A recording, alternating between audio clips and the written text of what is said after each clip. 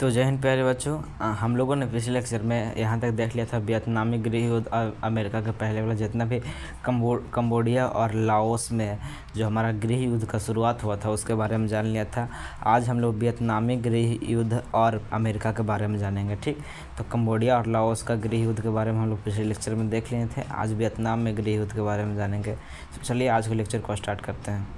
कह रहा है, देखिए ये pure NCERT 5-6 pure NCERT question से इसमें जितना भी लाइन बाय लाइन एनसीईआरटी आपको पढ़ के बता रहे हैं। ठीक, तो आप लोग ऐसा मत सोचिएगा कि क्या पेज में पढ़ा रहा है तो चलते हैं, तो नहीं, प्योर एनसीईआरटी है, क्योंकि एनसीईआरटी में जितने भी क्वेश्चन हैं सभी को एक बार एनसीईआरटी एक बार रीडिंग करना बहुत ज़रूरी होता है, तो इसलिए इसमें प्योर एनसीईआरटी है। ठीक, कोई मिलावट नहीं है, प्योर एनसीईआरटी जितना भी एनसीईआरटी में दिया गया है सभी को बताएंगे। ठीक, ऐसा नहीं है कि कोई चीज़ हटा देंगे मतलब कि कम करने के लिए सिलेबस को, तो नहीं, जितना भी एनसीईआरटी में दिया गया है सभी को इसमें देखेंगे। कह रहा है, जिनेवा समझौता से 2 वियतनामी राज्यों का जन्म तो अवश्य हो गया था, परंतु अस्थायी शांति की उम्मीद नहीं के बराबर थी, क्योंकि उत्तरी वियतनाम में जहां साम्यवादी सरकार थी वहीं दक्षिणी वियतनाम में पूंजीवादी समर्पित सरकार थी। आप लोग ध्यान से सुनिए कहानी को। ठीक, जिनेवा समझौता में यह कहा गया था कि अगर जनता चाहे तो मध्य 1956 तक चुनाव कर पूरे वियतनाम का एकीकरण किया जाएगा। उसी समय से वियतनाम जनता उसके एकीकरण के पक्ष में आवाज़ उठाती रही थी, जिससे उत्तरी वियतनाम का पूर्ण समर्थन था, जबकि दक्षिणी वियतनाम की जनता शांतिपूर्ण प्रयासों से चूक गई। तो 1960 में वियतकांग यानी राष्ट्रीय मुक्ति सेना जो वियतकांग था का गठन कर अपने सरकार में विरुद्ध हिंसात्मक संघर्ष शुरू कर दिया।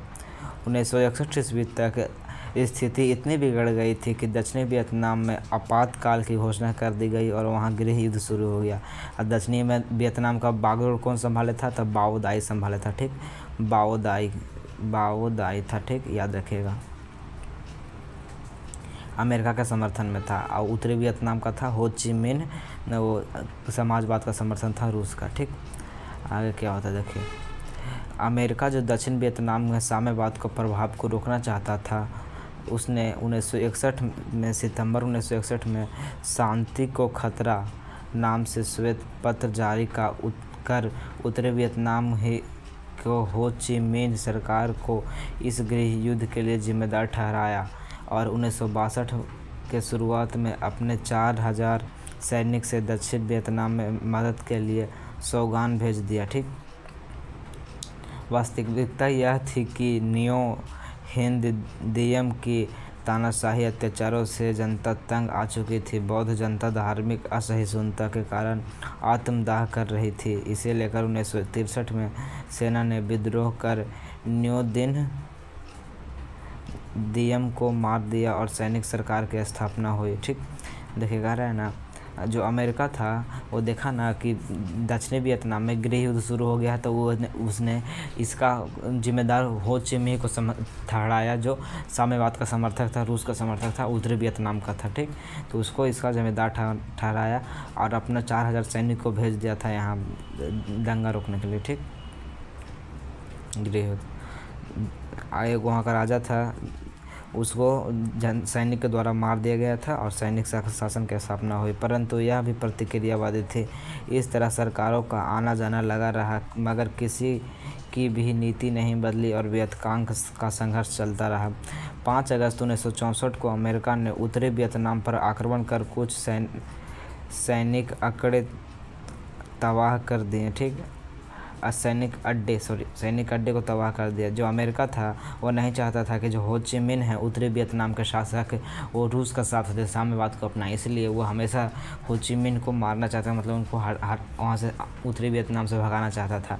इसके लिए उसने 5 अगस्त 1964 को क्या किया, अमेरिका ने उत्तरी वियतनाम जहाँ पे हो ची मिन्ह का सरकार था, जो रूस का समर्थन में था, साम्यवाद का समर्थन में था, उस पर आक्रमण कर दिया और उसके कुछ सैनिक अड्डे को तबाह कर दिया। जितने सैनिक अड्डा था जहाँ पे सैनिक रहते थे उसकी पूरी तरह से तबाह कर दिया। ठीक, तब अमेरिका को चेतावनी भरी धमकियां रूस एवं चीन ने दिया। तब उसके बाद क्योंकि रूस और चीन का वो समर्थक था हो ची मिन्ह, इसलिए रूस और चीन ने अमेरिका को धमकियां दिया, चेतावनी भरी कि ऐसा मत करो, मत बम पटको, परंतु इसका असर उस पर नहीं पड़ा। अमेरिका द्वारा शुरू किया गया यह युद्ध काफ़ी हिंसक, बर्बर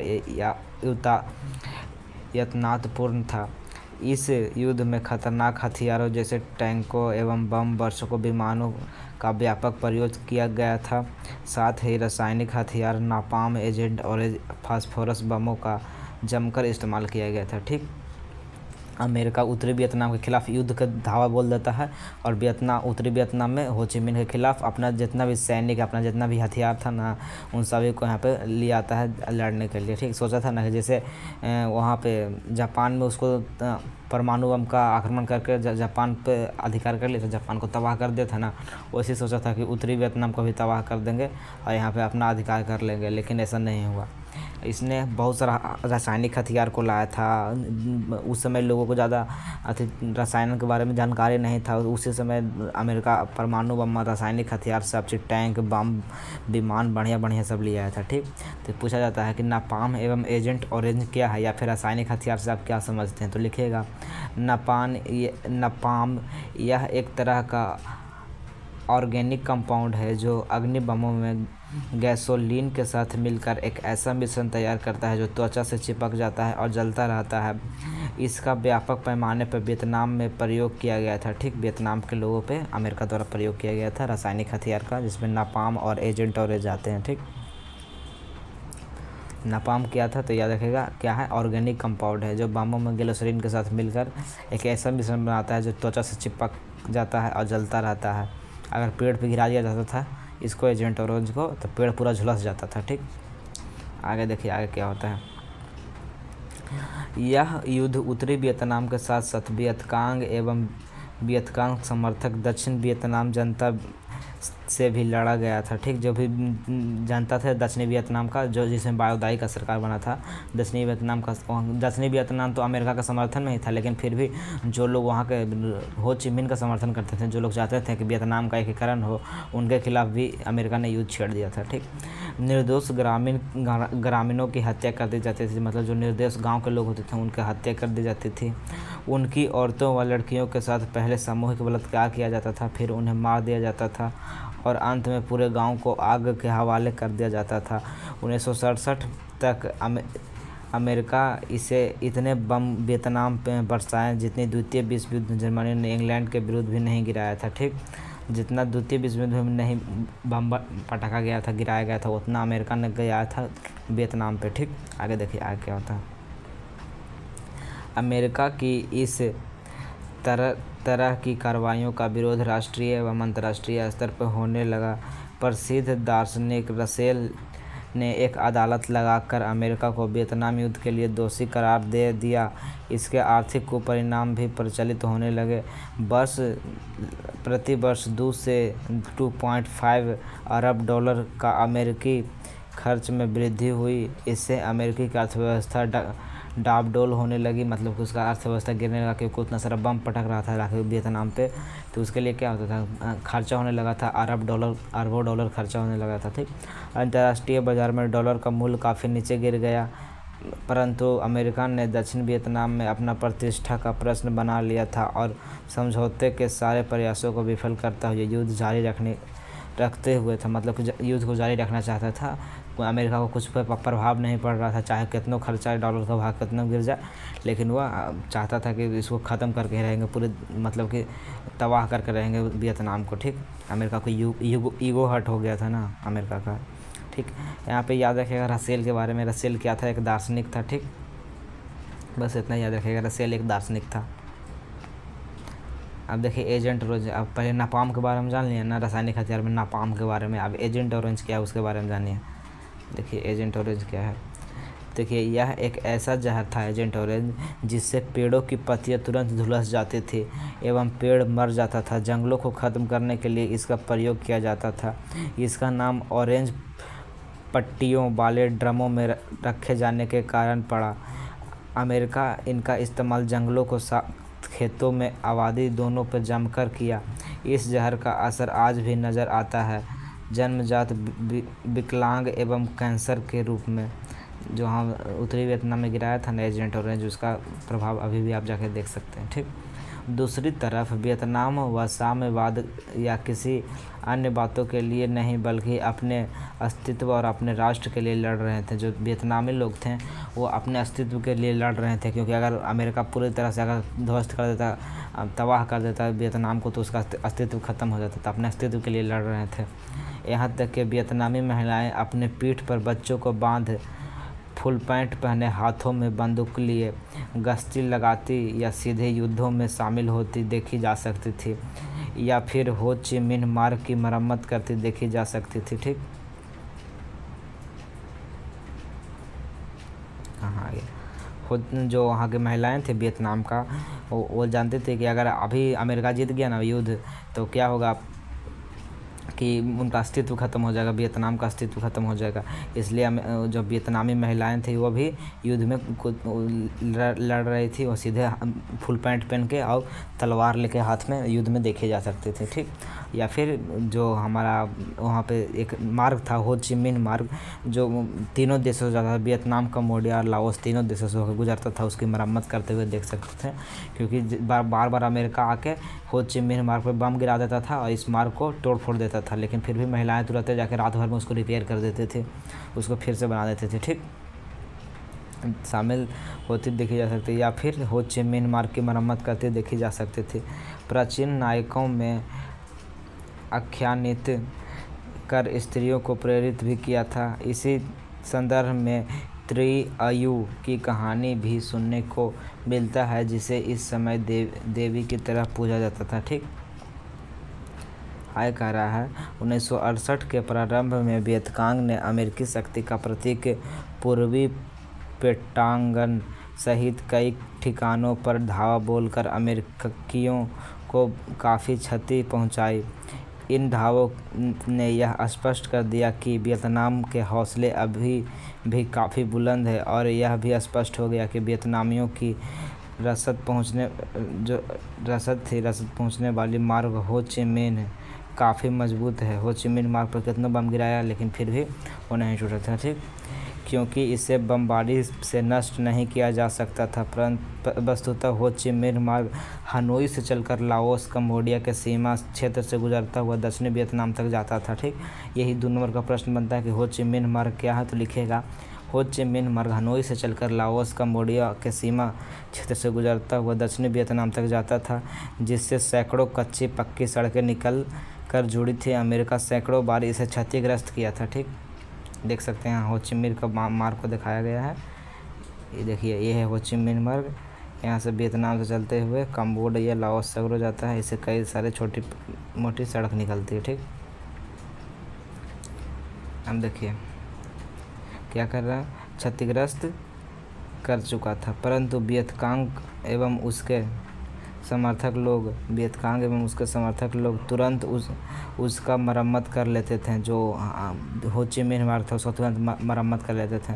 इस मार्ग पर नियंत्रण करने के उद्देश्य से अमेरिका लाओस, कंबोडिया पर आक्रमण भी कर दिया था, परंतु 3 तरफा संघर्ष में फ्रांस कर उसे वापस होना पड़ा था। ठीक, फ्रांस के कारण उसे वापस होना पड़ा था। वहाँ फ्रांस भी पहले से था ना। 3 तरफा संघर्ष में देखिए कह रहा है ना कि हो ची मिन्ह मार्ग के कारण लाओस और कंबोडिया पे भी आक्रमण करना पड़ा था। किसको? अमेरिका को। ठीक, परंतु 3 तरफा संघर्ष में फंस कर उसे वापस आना पड़ा, क्योंकि 3 तरफ से फंस गया था। उसको लाओस, कंबोडिया, वियतनाम तीनों पे आक्रमण करने लगा था, 3 तरफ से फंस गया था, इसीलिए उसको वहाँ से कंबोडिया और लाओस से वापस आना पड़ा था। ठीक, यह राष्ट्रपति निक्सन यही था उस समय राष्ट्रपति अमेरिका का, जब युद्ध चल रहा था यही है। आगे कह रहा है अब अमेरिका भी शांति वार्ता चाहता था, परंतु अमेरिका भी अब पूरा तंग आ चुका था। बम पटकते थे, वो बाजी नहीं मान रहा था, हारने के लिए तैयार नहीं था। क्यों? क्योंकि उन अस्तित्व का सवाल था उनका। अगर वो हार जाते तो उनका अस्तित्व खत्म हो जाता वियतनामियों का। ठीक, परंतु अपनी शर्तों पर राष्ट्रमंडल, संयुक्त राष्ट्र संघ समेत कई शक्तियाँ इस प्रयास में थी कि वार्ता शुरू हो। अंततः 1968 में पेरिस में शांति वार्ता शुरू हुई। अमेरिका हट के कारण 6 माह तक वार्ता एक ही जगह अटकी रही। वियतनामियों की मांग थी कि पहले बमबारी बंद हो, फिर अमेरिका अपनी सेनाएं हटाएं। इसी क्रम में 7 जून 1969 को वियतनामी शिष्टमंडल ने दक्षिण वियतनाम के मुख्य क्षेत्र वियतकांग के सरकारों को गठन की घोषणा की, जिससे रूस एवं चीन तुरंत मान्यता दे दी। इस दरमियान वियतनामी राष्ट्रीयता के जनक हो ची मिन्ह की मृत्यु हो गई थी। ठीक,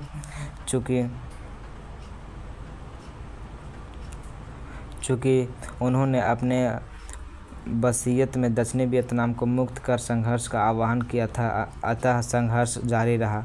अमेरिका असफलता और वियतनाम का एकीकरण कैसे हुआ, अब उसके बारे में जानेंगे। ठीक, उससे पहले एक यहाँ पे प्रश्न बनता है, लगता है कि नहीं दिया का,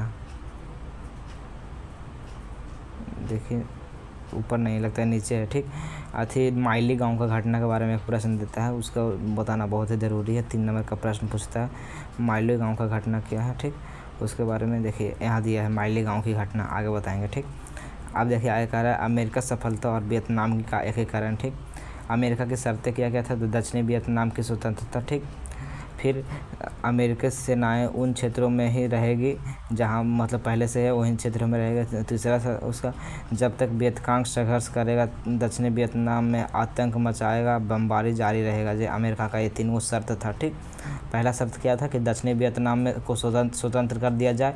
जो दक्षिणी वियतनाम अब उत्तरी वियतनाम को अलग किया गया था, लोग चाहते थे कि उनका एकीकरण हो, लेकिन अमेरिका कहा कि दक्षिणी वियतनाम को स्वतंत्र कर दिया जाए। जैसे वो इंग्लैंड वाला कहा था ना कि भारत से अलग पाकिस्तान को एक स्वतंत्र बना दिया जाए, उसी प्रकार से इसका बोला कि दक्षिणी वियतनाम को स्वतंत्र कर दिया जाए और अमेरिकी सेनाएं उन क्षेत्र में ही रहेगी जहां पहले से वो मौजूद है, उन्हीं क्षेत्र में रहेगी, वापस नहीं जाएगी।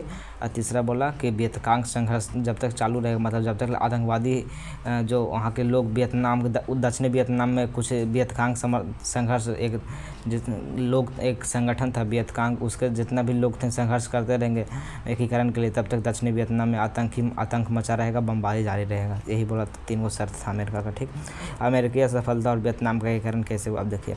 अब हॉलीवुड द्वारा अमेरिका के वियतनाम युद्ध को जायज़ ठहराने वाली फिल्मों के स्थान पर अमेरिका के अत्याचार पर फिल्में बनने लगी। दूसरी तरफ निक्सन अमेरिकी राष्ट्रपति चुनाव में जीत हासिल कर नया राष्ट्रपति बना। वियतनाम समस्या का जल्द समाधान की जिम्मेवारी उस पर सौंपी गई। अंतर्राष्ट्रीय दबाव बढ़ता ही जा रहा था। इसी समय माइली गांव की एक घटना प्रकाश में आई। अमेरिकी सेना की आलोचना पूरे विश्व में होने लगी। तब राष्ट्रपति निक्सन ने शांति के लिए 5 सूत्री योजना की गठन की। ठीक, 5 सूत्री योजना की घोषणा की। पहला, हिंद चीन में सभी सेना बुला लिया जाए। 5 सूत्री में पहला क्या था कि हिंद चीन की सभी सेनाएं युद्ध बंद करके यथास्थान पर रहे, जहां है वहीं रहे, युद्ध बंद करके। दूसरा, युद्ध विराम की देखरेख अंतर्राष्ट्रीय पर्यवेक्षक करेंगे। युद्ध विराम हो गया, इसका देखरेख अंतर्राष्ट्रीय संस्था करेगी। तीसरा क्या बोला, इस दौरान कोई देश अपनी शक्ति बढ़ाने का प्रयत्न नहीं करेगा जब तक युद्ध बंद है। और फिर चौथा बोला कि युद्ध विराम के दौरान सभी तरह की लड़ाइयाँ बंद रहेगी, कोई भी लड़ाई नहीं होगा। 5वां, युद्ध विराम का अंतिम लक्ष्य समूचे हिंद चीन में संघर्ष का अंत होना चाहिए। ठीक, समूचे पूरा हिंद चीन में संघर्ष का अंत होना चाहिए। और फिर माइली गांव का घटना क्या है, 3 नंबर का प्रश्न पूछता है, देख लीजिए। तो दक्षिणी वियतनाम में एक गांव था जहां के लोगों वियतकांग के समर्थक जो वियतकांग एक संगठन था जो चाहता था कि वियतनाम का एकीकरण हो, अमेरिका को भगाना चाहता था, उसके समर्थक माने गाँव वालों को। अमेरिकी सेना ने पूरे गांव को घेर कर पुरुषों को मार डाला और औरत बच्चियों का बंधक बनाकर कई दिनों तक सामूहिक बलात्कार किया। फिर उन्हें भी मारकर पूरे गांव में आग लगा दिया। लाशों के बीच दबा एक बूढ़ा जिंदा बच गया था, जिसने इस घटना को उजागर किया। पूरे विश्व में अमेरिका का निंदा होने लगा। ठीक, आगे क्या होता देखिए। परंतु इस शांति प्रस्ताव को अस्वीकार कर दिया गया। यह 5 सूत्री मांग था ना, इसको अस्वीकार कर दिया गया। 5 सूत्री समझौता को अमेरिकी सेनाएं पुनः बमबारी शुरू कर दी, लेकिन अमेरिका अब जान चुका था कि उसे अपनी सेनाएं वापस बुलानी ही पड़ेगी। निक्सन ने पुनः 8 सूत्री योजना रखी। वियतनाम ने इसे खारिज कर दिया। अब अमेरिका चीन को अपने पक्ष में करने में लग गया। 24 अक्टूबर 1972 को वियतकांग, उत्तरी वियतनाम, अमेरिका एवं दक्षिणी वियतनाम में समझौता तय हो गया, परंतु दक्षिणी वियतनाम ने आपत्ति जताई और पुनः वार्ता के लिए आग्रह किया। वियतकांग ने इसे अस्वीकार कर दिया। इस बार इतने बम गिराए गए जितनी कुल विध्वंसक शक्ति हिरोशिमा में प्रयुक्त परमाणु बम से ज़्यादा आंकी गई। हनोई भी इस बमबारी में ध्वस्त हो गया, लेकिन वियतनामी डटे रहे। अंततः 27 फरवरी 1973 को पेरिस में वियतनाम युद्ध को समाप्ति के लिए समझौते पर हस्ताक्षर हुआ। समझौते की मुख्य बातें थी: युद्ध समाप्ति के 60 दिनों तक अंदर अमेरिकी सेना वापस आ जाएगी। उत्तरी और दक्षिणी वियतनाम परस्पर सलाह कर एकीकरण का मार्ग खोजेंगे। अमेरिका वियतनाम में असीमित आर्थिक सहयोग देगा। ठीक आगे क्या हुआ? इस तरह से अमेरिका के साथ चला आ रहा युद्ध समाप्त हो गया। अप्रैल 1975 में उत्तरी एवं दक्षिणी वियतनाम का एकीकरण हो गया। ठीक, अप्रैल 1975 में, याद रखिएगा 2 नंबर में पूछा जाता है। उत्तरी एवं दक्षिणी वियतनाम का एकीकरण कब हुआ था? 1975 में। लेकिन वियतनाम फ्रांस से आज़ाद कब हुआ था? तो 1945 में आज़ाद हो गया था। ठीक, याद रखिएगा 45 में आज़ाद हो गया था, लेकिन एकीकरण हुआ था 75 में। ठीक, याद रखिएगा। अगर इस प्रकार 7 दशकों यानी कि 7 दशक यानी 70 साल 7 दशक यानी 70 साल से ज़्यादा चलने वाला यह अमेरिकी वियतनाम युद्ध समाप्त हो गया। इस युद्ध में 9,855 करोड़ डॉलर यानी 9,855 करोड़ डॉलर खर्च हुए। सर्वाधिक व्यय अमेरिका का था। उसके 56,000 से अधिक सैनिक मारे गए। लगभग 3 लाख सैनिक घायल हुए। अमेरिका वियतनाम के 18,000 सैनिक मारे गए। दक्षिणी वियतनाम के 18,000 सैनिक मारे गए। अमेरिका के 4,800 हेलीकॉप्टर एवं 3,600 एवं अनगिनत टैंक नष्ट हो गए। इन सारी घटनाओं में निरपेक्ष में धन जन की बर्बादी के अलावे अमेरिकी साख को भी गहरा आघात पहुंचा। पूरे हिंद चीन में अब वह बुरी तरह असफल रहा। अंततः उसने अपनी सेनाएं हिंद चीन से हटानी पड़ी और सभी देशों की संप्रभुता एवं अखंडता को स्वीकार करना पड़ा। इसी के साथ हमारा चैप्टर समाप्त होता है। अब इसका ऑब्जेक्टिव प्रश्न है जो हम लोग बाद में देख लेंगे। ठीक, आप इसी के साथ हमारा चैप्टर का पूरा NCERT समाप्त होता है। आप लोग इसका नोट्स बना लीजिएगा। नोट्स बनाने के लिए जो पहले महत्वपूर्ण है उसको लिख लीजिए। जैसे माइले गांव का घटना है, निक्सन का 5 सूत्री मांग है, 8 सूत्री मांग, ये सब के बारे में लिख लीजिएगा। और फिर हो ची मिन्ह मार्ग के बारे में लिख लीजिएगा। एजेंट ऑरेंज के बारे में लिख दीजिएगा। रासायनिक हथियार के बारे में। और फिर अमेरिका कुछ ऑब्जेक्टिव भी क्लियर होता है यहाँ पे। ऑब्जेक्टिव तो आपको याद हो जाएगा। ऑब्जेक्टिव के लिए कोई टेंशन नहीं है। ठीक, इसी के साथ हमारा ये चैप्टर समाप्त होता है। मिलते हैं आपसे नेक्स्ट वीडियो में इसका ऑब्जेक्टिव और सब्जेक्टिव के साथ। तब तक के लिए जय हिंद। अगर वीडियो अच्छा लगे तो इस वीडियो को लाइक करके चैनल को जरूर सब्सक्राइब कीजिएगा। अगर आपको क्लास 10 का सिलेबस में किसी भी प्रकार का कोई भी डाउट हो, किसी चैप्टर से, Hindi, English, math, science, social science, किसी भी चीज़ से कोई भी डाउट हो, आप लोग कमेंट कर दीजिएगा। हम आपको एक स्पेशल लेक्चर दे देंगे उस डाउट पे, और उस सभी डाउट को आपको बता देंगे। ठीक, मिलते हैं आपसे नेक्स्ट वीडियो में। तब तक के लिए जय हिंद, धन्यवाद, वंदे मातरम।